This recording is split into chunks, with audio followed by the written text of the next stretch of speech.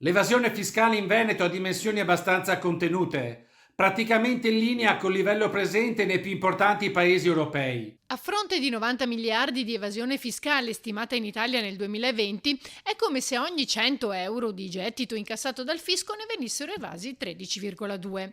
La situazione più critica emerge dalla CGIA e nel Mezzogiorno. Il territorio nazionale più fedele al fisco invece è la provincia di Bolzano, che presenta un'evasione di 9,3 euro ogni 100 incassati. In termini assoluti, in Veneto nel 2020 sono stati sottratti al fisco poco più di 7 miliardi di euro, una situazione questa in linea con la media dei principali paesi europei, ma non bisogna abbassare la guardia.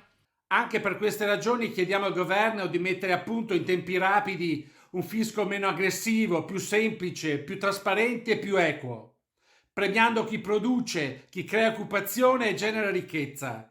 Pagare meno per pagare tutti, garantendo allo stesso tempo un gettito sufficiente per far funzionare la macchina dello Stato e per aiutare chi si trova in difficoltà.